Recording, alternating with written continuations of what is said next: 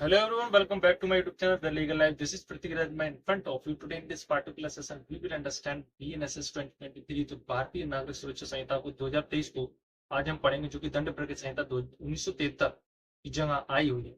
इसको आज हम देखेंगे इस वीडियो में। तो आइए स्टार्ट करते हैं। ये हमारी पहली वीडियो है।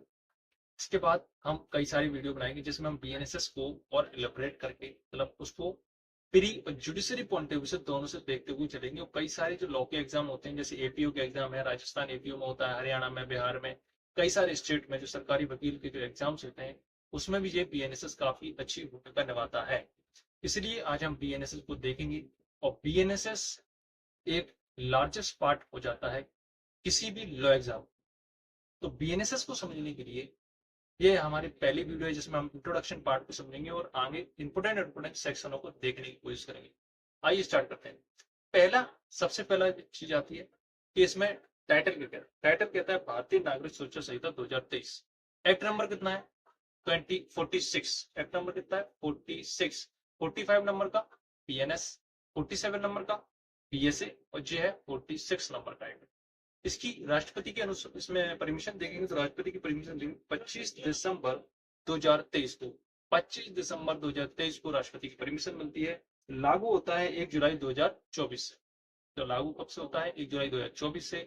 आप इसमें कंफ्यूजन नहीं हो, राष्ट्रपति की परमिशन 2023 में मिल गई है, लेकिन लागू हो रहा है 2024 से। इसमें टोटल एक्ट सेक्शन, इसमें टोटल सेक्शन कितने? सेक्शन 531 सेक्शन देखने को मिलेंगे। चैप्टर इसमें कितने देखने को मिलेंगे? तो चैप्टर इसमें देखने को मिलेंगे 39 चैप्टर इसमें देखने को मिलते हैं। और अनुसूची इसमें 2 देखने को मिलती है। ठीक है, तो ये काफी ज्यादा इंपोर्टेंट हो जाता है क्योंकि डायरेक्ट एमसीक्यू में पूछा जाता है करीब। ठीक है, इसलिए ये इंपोर्टेंट है।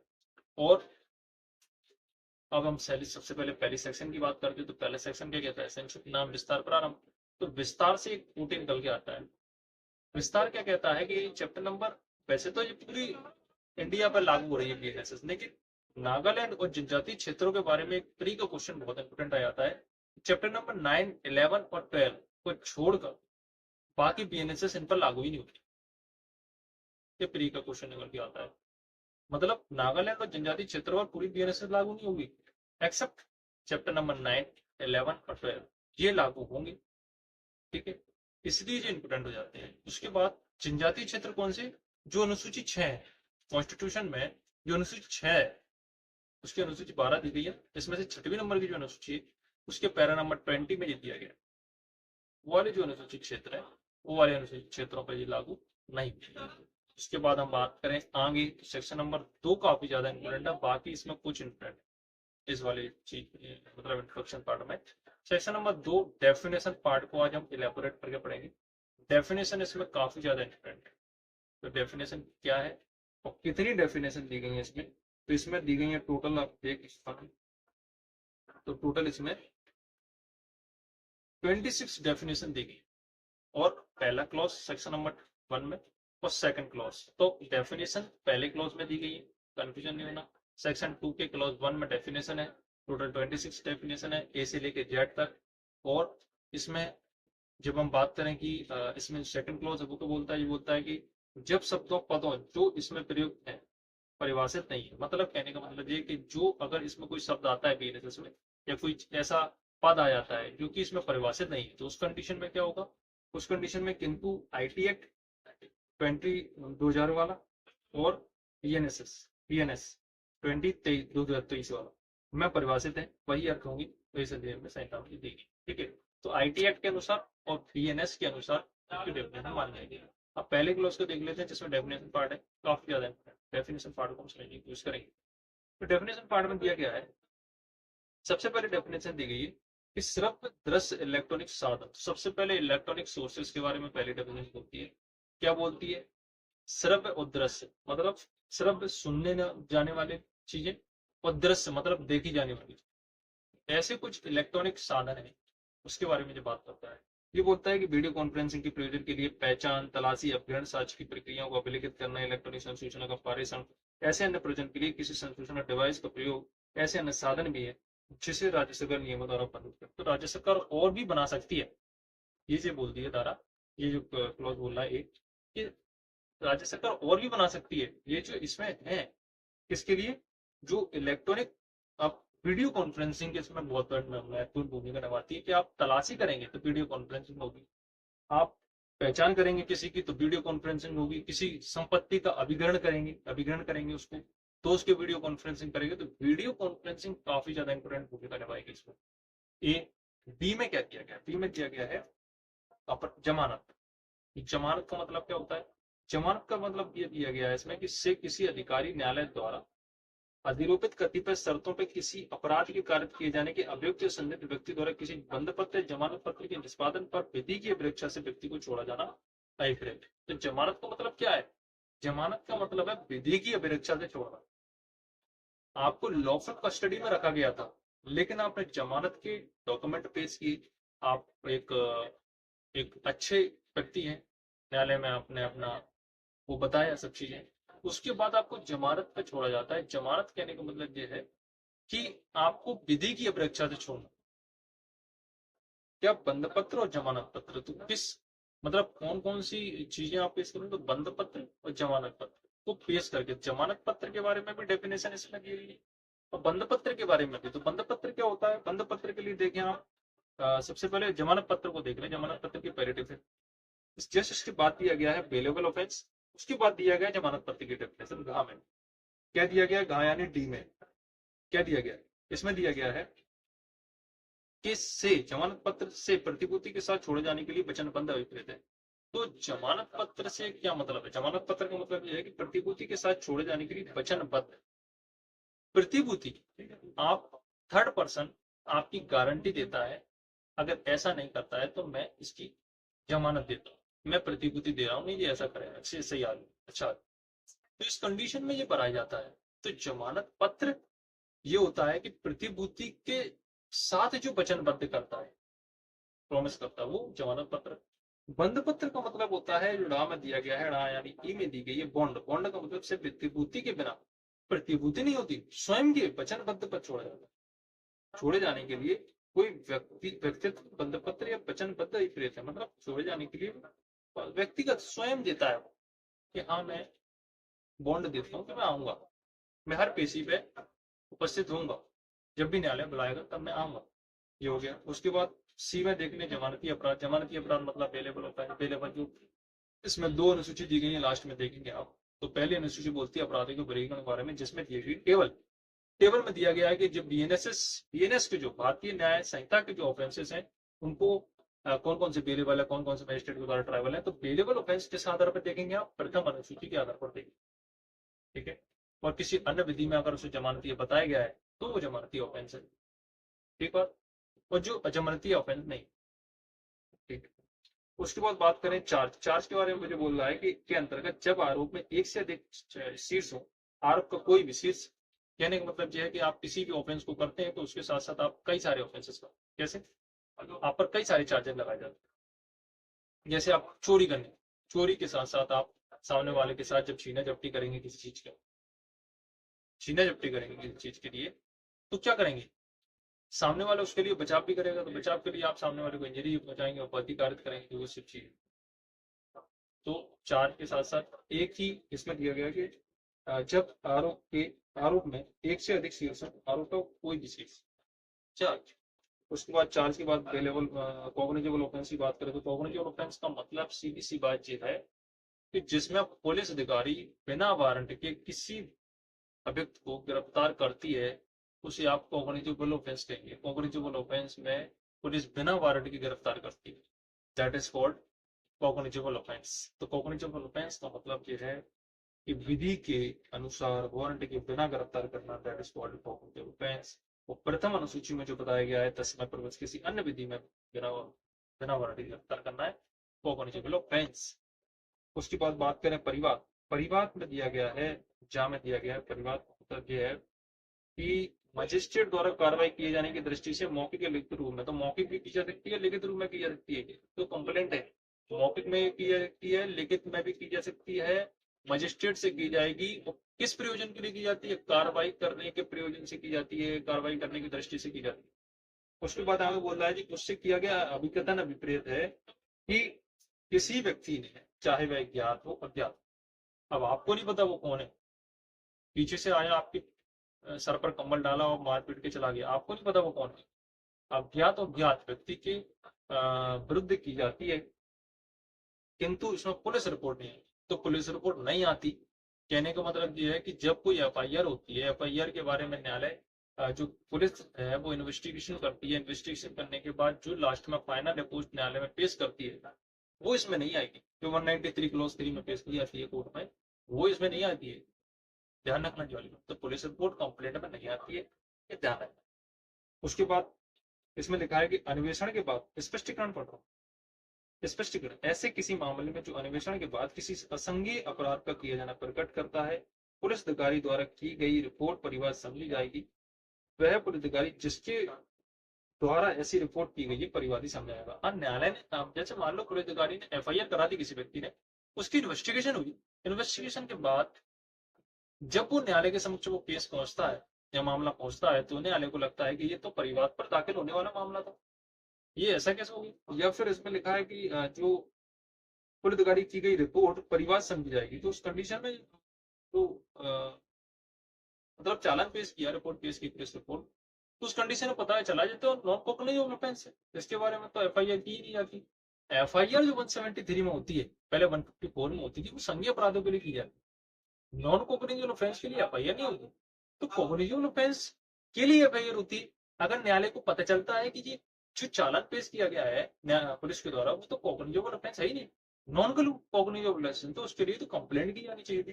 तो उस कंडीशन में क्या होगा, तो पुलिस रिपोर्ट पेश की जा रही है, तो वो पुलिस रिपोर्ट जो है वो परिवार समझी जाएगी, और जो पुलिस अधिकारी पेश कर रहा है वो कंप्लेनेंट समझा जाएगा, मतलब परिवादी समझा जाएगा। दैट इज द स्पष्टीकरण कह रहा है। तो ये आप थोड़ा सा ध्यान दें। उसके बाद आगे चले तो इसमें दिया गया है कि इलेक्ट्रिक कम्युनिकेशन कैसे हो सकती है, तो ईमेल के माध्यम से, व्हाट्सएप के माध्यम से, कई सारे कैसे हो सकती है। बाकी इसमें टाइटल वाइज आप याद कर लें, ये चीज दी गई है। उसके बाद हाईकोर्ट, हाईकोर्ट का मतलब यह है कि उस राज्य का हाईकोर्ट होगा, राज्य के संबंध में उस राज्य का हाईकोर्ट। ठीक है। अब कंफ्यूजन तब आता है जब किसी राज्य में हाईकोर्ट ही नहीं, किसी राज्य में हाईकोर्ट ही नहीं है उसका, किसी ऐसे संघ राज्य क्षेत्र के संबंध में जिस पर किसी राज्य के उच्च न्यायालय की अधिकारता के विस्तार विधि द्वारा किया गया है, वो हाईकोर्ट। और किसी अन्य संघ राज्य क्षेत्र, संघ राज्य क्षेत्र के संबंध में भारत के सुप्रीम कोर्ट से भिन्न इस राज्य संघ राज्य क्षेत्र के दायरे का अपील का सर्वोच्च न्यायालय। ठीक है, तो हाईकोर्ट। उसके बाद टाइटल वाइज आता है, ज्यादा इंपोर्टेंट। अब इसमें आता है नेक्स्ट डेफिनेशन आती है टाप, मतलब जांच। जांच क्या होती है, इंक्वायरी। अब आपके दिमाग में 3 वर्ड आना चाहिए जहां से, इंक्वायरी के साथ आपको इन्वेस्टिगेशन भी आना चाहिए आपके दिमाग में, और ट्रायल आना चाहिए। जांच, विचारण और अन्वेषण में क्या अंतर है, अब सीधी सा अंतर है। जांच कौन करता है, कौन करता है, पुलिस अधिकारी नहीं करता जांच, पुलिस अधिकारी इन्वेस्टिगेशन करता है। तो जांच कौन करता है, मजिस्ट्रेट या न्यायालय, मजिस्ट्रेट या न्यायालय के द्वारा इंक्वायरी की जाती है, विचारण किया जाता है किसी मामले का। ध्यान रखना वाली बात, जांच कौन करेगा, मजिस्ट्रेट करेगा या न्यायालय करेगा, ओटीआई आप सीधा लगाए। विचारण से भिन्न, इस डेफिनेशन में देख ले, विचारण से भिन्न ऐसी प्रत्येक जांच अभिप्रदेश संहिता के अधीन किसी मजिस्ट्रेट या न्यायालय के द्वारा की जाएगी। ठीक। उसके बाद इन्वेस्टिगेशन, इन्वेस्टिगेशन का मतलब होता है कि कार्रवाई, सब कार्रवाई आती है जो संहिता के अधीन किसी पुलिस अधिकारी द्वारा किसी भी ऐसे व्यक्ति या मजिस्ट्रेट से बंद द्वारा, मजिस्ट्रेट को द्वारा इस निमित्त प्राधिकारी द्वारा साक्ष्य एकत्रित करने के लिए किया जाता है। तो अन्वेषण, इन्वेस्टिगेशन कौन करता है, पुलिस अधिकारी करता है। क्यों किया जाता है, साक्ष्य एकत्रित करने के लिए किया जाता है। क्या पुलिस अधिकारी से कोई अन्य व्यक्ति भी कर सकता है, हाँ बिल्कुल कर सकता है, मजिस्ट्रेट के द्वारा प्राधिकृत किया गया है तो वो कर सकता है इन्वेस्टिगेशन। तो ये इन्वेस्टिगेशन। उसके बाद स्पष्टीकरण कह रहा है कि जहां किसी विशेष अधिनियम के अधीन उपबंधों के अधीन कोई भी संहिता के उपबंधों के असंगत है, वह विशेष अधिनियम द्वारा, तो कोई स्पेशल एक्ट के द्वारा हो रहा है तो स्पेशल एक्ट के अनुसार डील किया जाएगा। उसके बाद बात करें आगे जुडिशियल कार्रवाई क्या होती है, मतलब न्यायिक कार्रवाई क्या होती है। तो न्यायिक कार्रवाई के अंतर्गत कोई ऐसी कार्रवाई आती है जिसके अनुक्रम में साक्ष्य विधिक रूप से शपथ पत्र लिया जाता है, लिया जा सकेगा। तो न्यायिक कार्रवाई क्या होती है, जिसमें साक्ष्य शपथ पर लिए जाते हैं, दैट इज कॉल्ड न्यायिक कार्रवाई। जैसे एनआई एक्ट में होता है, ऑन ऑफ एविडेंस होते हैं उसमें। एनआई एक्ट में देखोगे तो ऑन ऑफ एविडेंस होते हैं, साक्ष्य उसमें शपथ पर लिए जाते हैं। शपथ पर लेने का मतलब क्या है? शपथ पर लेने का मतलब ये है कि आपने पहले से डॉक्यूमेंट में लिख लिए, कागज में लिख लिए, आपको वेरीफाइड करा लिया, उसको वेरीफाई कराने के बाद न्यायालय में पेश कर रहे हैं, दैट इज व्हाट शपथ पर लिए जाने वाले साक्ष्य। ठीक है, उसके बाद बात करें आप आगे, इसमें बात करें एन में लोकल ज्यूरिडिक्शन दी गई स्थानीय अधिकार था, तो टाइटल वाइज याद कर लें। उसके बाद बात करें ओ में दिया गया असंज्ञेय अपराध। असंज्ञेय अपराध का मतलब क्या होता है? कॉग्निटिव ऑफेंस क्या था? पुलिस अधिकारी बिना वारंट के गिरफ्तार करता है, विधि के अनुसार बिना वारंट के गिरफ्तार कर सकता है, प्रथम अनुसूची में जैसे कॉग्निटिव बताया गया। असंज्ञेय अपराध क्या है? असंज्ञेय अपराध में क्या होता है? असंज्ञेय अपराध होता है जैसा मामला कहते थे, किसी पुलिस अधिकारी को वारंट के बिना गिरफ्तार करने के लिए प्राधिकृत नहीं करता। पुलिस अधिकारी बिना वारंट के गिरफ्तार नहीं कर सकता। ठीक, उसके बाद हम अधिसूचना देखोगे तो राज्यपाल ने प्रकाशित कोई भी अधिसूचना अभिप्रेत है। उसके बाद अपराध देखोगे, ऑफेंस से कोई ऐसा कार्य या लोभ अभिप्रेत, कार्य या लोभ अभिप्रेत है, ये बहुत इंपॉर्टेंट है। इस डेफिनेशन में कार्य या लोभ अभिप्रेत है कहने का मतलब ये कि अगर कोई एक्ट आप करते हैं या उस एक्ट को करने के लिए आप बाध्य थे, आपने नहीं किया तो लोभ कर दिया, तो कार्य या लोभ करते हैं उस कंडीशन में, उस समय अगर वो एक्ट या लोभ क्या होता है, किसी विधि के अनुसार उसको दंडनीय बनाया गया है। जैसे आप पीएनएस में चोरी का ऑफेंस करते हैं तो चोरी के लिए जो इसमें आवश्यक तत्व दिए गए, उस आवश्यक तत्व में से सारे तत्व अगर उससे रिलेवेंट हो रहे हैं उस एक्ट से, जो आपने किया है कि ऐसा ऐसा करोगे तो आपको ये पनिशमेंट मिलेगी, तो दंडनीय बनाया गया, तो ऑफेंस हो गया। ठीक है, ऑफेंस हो गया। उसके बाद ऑफेंस की डेफिनेशन होगी, दंडनीय बनाया गया इसके अंदर कोई भी ऐसा कार्य आता है जिसके अधीन पशु अत्याचार अधिनियम 1871 की धारा 20 के अधीन परिवाद किया गया है। तो परिवाद, ये भी ध्यान रखना, पशु अत्याचार अधिनियम 1871 की धारा 20 में उसे दंडनीय बनाया गया, वो भी ऑफेंस थे। ठीक, उसके बाद बात करें आगे चले, दाम में दिया गया पुलिस थाने का वार्षिक अधिकारी, दैट इज कॉल्ड पुलिस थाने का वार्षिक अधिकारी। ये नहीं बताता कि पुलिस अधिकारी कौन है, पुलिस थाने का वार्षिक अधिकारी कौन है, ये नहीं बताता। ये बताता है कि पुलिस अधिकारी जो बाहर से पुलिस अधिकारी नहीं है तो उस कंडीशन में कौन होगा, तो कौन होगा? कांस्टेबल से नीचे का नहीं होना चाहिए, बस ध्यान रखना, कांस्टेबल से नीचे का नहीं हो, कांस्टेबल से ऊपर का होना चाहिए, तो थाने का वार्षिक अधिकारी है। ठीक है, उसके बाद आगे बढ़े, इसमें धाम में देखें स्थान, स्थान के अंतर्गत गृह, भवन, तम्बू, दलियान, यान सब आते हैं, टाइटल वाइज याद कर लेना आप। धाम में देखेंगे तो पुलिस रिपोर्ट है, पुलिस रिपोर्ट का मतलब 193 में पुलिस अधिकारी, क्लॉज 3 में 193 क्लॉज 3 इस एक्ट का, उसके अधीन जो पुलिस अधिकारी इन्वेस्टिगेशन करने के बाद जो चालान पेश करता है न्यायालय में, उसे पुलिस रिपोर्ट कहेंगे। ठीक है, उसके बाद पुलिस थाना, पुलिस थाने का मतलब यह है कि चौकी या स्थान है, दो चीज याद रखना, चौकी या स्थान। उसके बाद फॉर्म में ध्यान रखेंगे, वी में पब्लिक प्रोसिक्यूटर, जो धारा 18 में जिसे नियुक्त किया जा रहा है पब्लिक प्रोसिक्यूटर, वो पब्लिक प्रोसिक्यूटर होते हैं जिसमें आप एक्सपीरियंस देखेंगे कि स्पेशल के लिए आप 10 साल का एक्सपीरियंस है, 7 साल के लिए पीपी के लिए, असिस्टेंट पब्लिक प्रोसिक्यूटर के लिए पीएससी वैकेंसी कराती है, तो वो सब चीजें 18 के अंदर नियुक्त, उसे क्या कहेंगे आप? लोक अभियोजक। लोक अभियोजक यानी पब्लिक प्रोसिक्यूटर जिसे आप 7 साल का एक्सपीरियंस लेने के बाद। ठीक है, स्पेशल के लिए 10 साल। बाकी इसके जब सेक्शन आएंगे जब अपन उसको डीपली देख लेंगे थोड़ा। उसके बाद उपखंड देखेंगे, उपखंड के देखेंगे जिले का कोई उपखंड अभिप्रेत है। उसके बाद भा में देखेंगे समन मामला। समन मामला क्या होता है? जो वारंट मामला नहीं है, वह वारंट मामला क्या होता है? समन मामला तो बता दिया कि चलो ठीक है, समन मामला क्या है, तो वारंट मामला नहीं है। अब वारंट मामला नहीं है कहने का मतलब ये कि वारंट मामला क्या होता है, तो वारंट मामला दिया गया है इसके जेड जेड में देखेंगे, वारंट मामला होता है जो मृत्यु और जीवन कारावास या 2 साल से अधिक के दंड से पनिशेबल है, दैट इज कॉल्ड वारंट मामला, जिसमें वारंट ट्रायल चलती है। चैप्टर नंबर 20, चैप्टर नंबर 20 यानी 20 इस एक्ट का देखेंगे तो उसमें वारंट ट्रायल दिया गया है। 19 में सेशन ट्रायल है, 20 में वारंट ट्रायल है, फिर समन ट्रायल है। समन ट्रायल जिसमें आप समन देख रहे हैं, समन मामला, तो वहां समन मामला की समन मामले समन ट्रायल चलती है 21 में, फिर 22 में संचित विचारणा चलता है। तो ऐसे आपको याद करना पड़ेगा। 19 में सेशन ट्रायल है, फिर वारंट ट्रायल है। वारंट ट्रायल क्या होती है, कौन कौन से मामले वारंट ट्रायल में पहुंचेंगे जो 2 साल से ज्यादा के होंगे, इसमें मृत्यु और जीवन कारावास से दंडनीय होगा। समन मामला चैप्टर नंबर 22 चैप्टर नंबर 21 में चलेगा जिसका ट्रायल।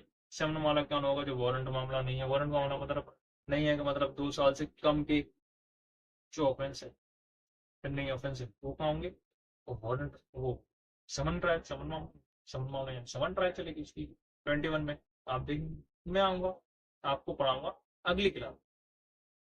इसके बाद जो क्लास होगी उसमें आप पढ़ेंगे, सब धीरे धीरे पढ़ेंगे। उसके बाद बात करें, जैसे कि इसमें पीड़ित दिया गया, पीड़ित काफी ज्यादा इंपॉर्टेंट है। पीड़ित के अंदर केवल वही नहीं है जिसके साथ ऑफेंस हुआ है, पीड़ित के अंदर उसके नातेदार, उसके उससे रिलेटेड जो व्यक्ति हैं, वो सारे उससे जो अफेक्टेड होते हैं, पीड़ित से प्रभावित व्यक्ति, सब इनके इसमें पीड़ित में इंक्लूड होते हैं।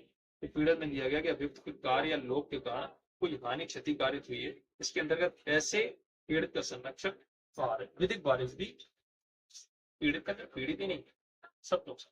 अब इसमें बात करें अपन आगे, चैप्टर नंबर सेक्शन नंबर 3 आप टाइटल वाइज देख लेना, मेरे को लगाना। चैप्टर नंबर सेक्शन नंबर 4 देख लेना, भारतीय न्याय संहिता 2023 या अन्य विधियों का अपराधों का ये विचारण करता है। विचारण कैसे दिया गया, बीएनएसएस को विधियों का सेक्शन नंबर 4 में दिया गया है, उनका सबका ट्रायल करता है। 5 में सेविंग आ जाती है। उसके बाद चैप्टर नंबर 2 स्टार्ट होता है, दंड न्यायालय कार्यालयों का गठन, जो अगली क्लास में आप देखेंगे। तब तक के लिए आप इस वीडियो को अगर अच्छी लगी हो तो लाइक करते जाइए और कमेंट करें।